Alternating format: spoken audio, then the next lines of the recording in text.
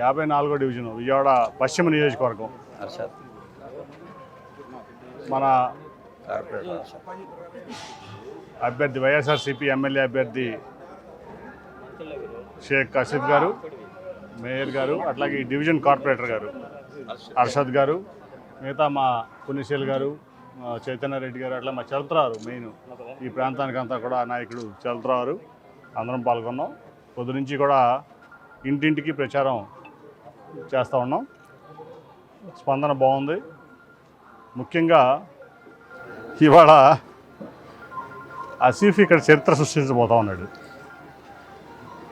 ఆసిఫ్ భాయ్ జగన్మోహన్ రెడ్డి గారి అభిమానం చూరుకొని ఒక కార్పొరేటర్గా ఆయన చేసిన సేవలు, ఈ పార్టీకి ఆయన ఉన్నటువంటి కమిట్మెంటు, ఈ ప్రాంత ప్రజలకి ఆయన ఏ రకంగా చిత్తశుద్ధితో పనిచేశాడో గమనించినటువంటి ముఖ్యమంత్రి గారు ఆయనకి డబ్బులోనే లేదో చూడాల. ఆయన ఒక దిగువ మధ్యతరగతి కుటుంబం నుంచి ముస్లిం మైనార్టీ కుటుంబం నుంచి ప్రజాసేవ కోసం జగన్ గారు పార్టీ పెట్టినప్పటి నుంచి కూడా ఒక కమిటెడ్గా ఈ ప్రాంతానికి సేవ చేసుకుంటున్నాడు. విజయవాడ పశ్చిమ ప్రాంతానికి, ముఖ్యంగా ఈ ఏరియా అంతా కూడా. అటువంటి వ్యక్తికి జగన్మోహన్ రెడ్డి గారు నీ దగ్గర డబ్బులు ఉన్నాయా లేవా, నువ్వు డబ్బు ఖర్చు పెట్టగలవా లేవా అనేది ఏమీ చూడకుండా కేవలం అతని సేవాభావం చూసి ఈ ప్రాంతానికి సేవ చేయడానికి ఇతనైతే చక్కగా సేవ చేసుకుంటాడని ఆయనకి ఎమ్మెల్యే అభ్యర్థిగా అవకాశం ఇచ్చారు. ప్రజలందరూ కూడా ఇటువంటి వ్యక్తిని మాకు అందుబాటులో ఉంటాడు, మా కష్టాలు సుఖాలు అన్నీ కూడా తెలిసిన వ్యక్తి, ఎందుకంటే మా మధ్యలోంచి వచ్చినటువంటి వ్యక్తి, ఈ ప్రాంతంలో పుట్టి పెరిగినటువంటి వ్యక్తి, మాకు అందుబాటులో ఉండేటువంటి వ్యక్తి అని చెప్పి ఆయన గెలిపించుకోవడానికి సిద్ధంగా ఉన్నారు. నేను చెప్పాను కదా ఇందాక, చరిత్ర సృష్టించబోతున్నాడని. ఒక పెద్ద లాబీయిస్ట్, అట్లాగే లోకేష్ కాళ్ళు పట్టుకుని, పవన్ కళ్యాణ్ కాళ్ళు పట్టుకుని మైనార్టీలు మోసం చేస్తూ, బీసీలు మోసం చేస్తూ, ఇక్కడ టికెట్ కొనుక్కుని బీజేపీ పార్టీకి టికెట్ కొనుక్కుని ఇవాళ సుజనా చౌదరి అనే ఒక ధనికుడు ఇవాళ ఆసిఫ్ భాయ్ మీద పోటీ చేయడానికి ఇక్కడికి వచ్చాడు. వీళ్ళందరూ ఏమనుకుంటున్నారంటే మా దగ్గర డబ్బు ఉంది, మేము ఏం చేసినా చెల్లుతుంది, మేము అప్పటికప్పుడు మా మా మా సొంత విమానంలో వచ్చి ఇక్కడ దిగి ఇక్కడ ప్రజలకి డబ్బులు ఇస్తే మాకు ఓట్లు వేస్తారు, మేము ఎమ్మెల్యేలు ఎంపీలు అయ్యి మేము రేపు మళ్ళీ హైదరాబాద్లోనో ఢిల్లీలోనో మా వ్యవహారాలు మేము చక్కబెట్టుకోవచ్చు, మా లాబీలు మేము చేసుకోవచ్చు అంటున్నారు. ప్రజలు ఎవరో కూడా ఇక్కడ వాళ్ళ ఆత్మగౌరవాన్ని, వాళ్ళ ఆత్మాభిమానాన్ని తాకట్టు పెట్టే వ్యక్తులు లేరు వీళ్ళు ఇచ్చే డబ్బుల కోసం.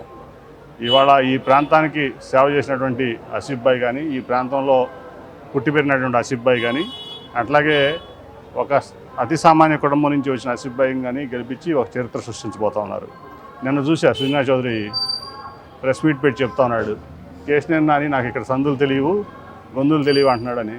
నేను జీపీఎస్ ద్వారా నేను అన్నీ తెలుసుకుని వెళ్తానని చెప్తున్నాడు.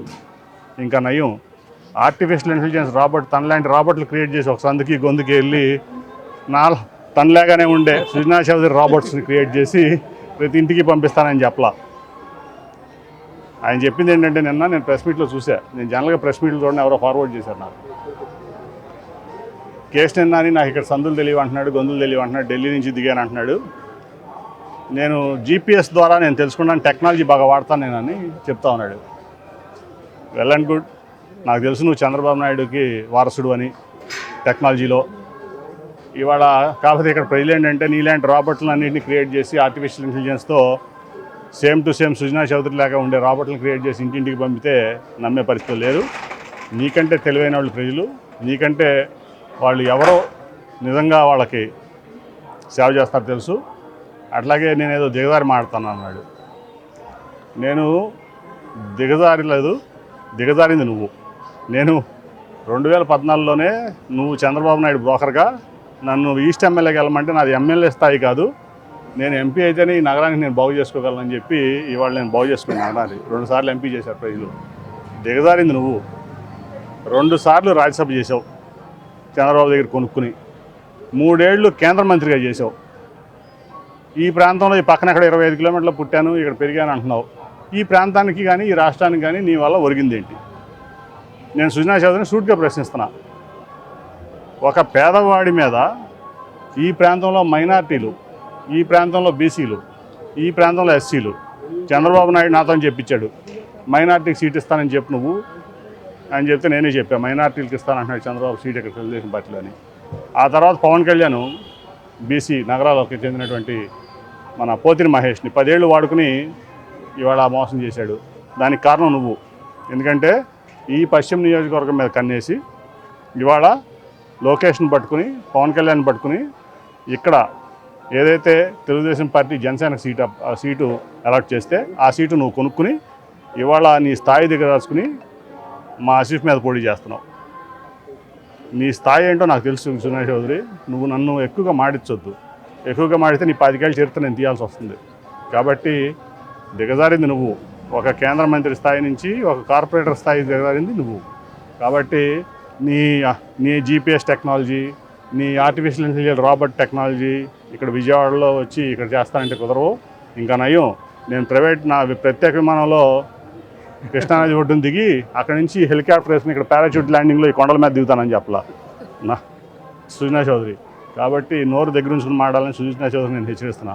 నన్ను ఎక్కువ మాట్లాడితే నీ 10 ఏళ్ళ చరిత్ర తీస్తా. నీ చరిత్ర అంతా కూడా నేను బయట పెడతాను. కాబట్టి నువ్వేదో ఒక దురుద్దేశంతో విజయవాడ వెస్ట్లో పోటీ చేస్తున్నావు.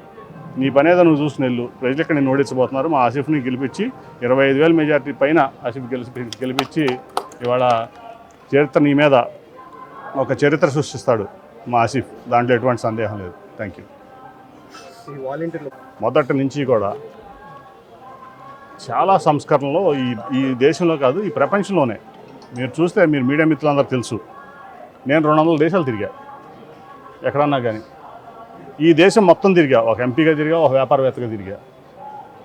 అసలు జగన్మోహన్ రెడ్డి గారు తీసుకొచ్చిన సంస్కరణలు చూస్తే నిజంగా కూడా నాకే ఆశ్చర్యం వేసేది. ఎందుకంటే మొన్నటి వరకు మీకు అందరూ తెలుసు 3 నెలల క్రితం వరకు నేను తెలుగుదేశం పార్టీలో ఉన్నా. నాకు అసలు ఆయన పేదల పట్ల, ఈ సమాజం పట్ల, ఈ ప్రాంతం ఈ రాష్ట్రం పట్ల ఆయనకు ఉంటున్నటువంటి అంకిత భావం చూస్తే నేను ముగ్ధుడయ్యేవాడిని. ఎందుకంటే మీరు అక్కడ చూసారా 50,000 మంది 50 కుటుంబాలకి ఒక మనిషిని పెట్టి ఆ కుటుంబాలకు సేవ చేసిన చరిత్ర ఎక్కడ ఈ దేశంలో చూసారా? ఈ ప్రపంచంలో చూసారా?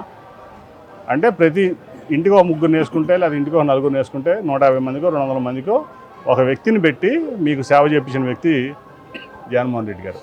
అది ఒక సంస్కరణ. అట్లాగే సచివాలయ వ్యవస్థ అదొక పెద్ద సంస్కరణ. అంటే ఈ దేశంలో రాష్ట్రానికి ఒక సచివాలయం చూసాం మనందరం కూడా.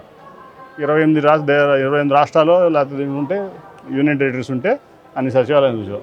ఇవాళ దాదాపు 15,000 సచివాలయాలు ఈ రాష్ట్రంలో పెట్టినటువంటి గొప్ప సంస్కరణవేత్త, గొప్ప సామాజికవాది ఇవాళ మన ముఖ్యమంత్రి జగన్మోహన్ రెడ్డి గారు. అంటే ఈ వాలంటరీ వ్యవస్థ అవనండి, లేకపోతే ఈ సచివాలయ వ్యవస్థ అవనండి, దీని ద్వారా 4 లక్షల మందికి ఉద్యోగాలు ఇచ్చారు. ప్రజలకు సేవ చేయమని ప్రతి ఇంటికి పెట్టారు. అట్లాగే హెల్త్ క్లినిక్లు నేను ముఖ్యంగా పల్లెటూరులో వెళ్తుంటే పాత రోజుల్లో పాము కాటనో లేదా అదని చాలా ఇబ్బంది పడేవాడు, ఎక్కడికి వెళ్ళాలో తెలియక.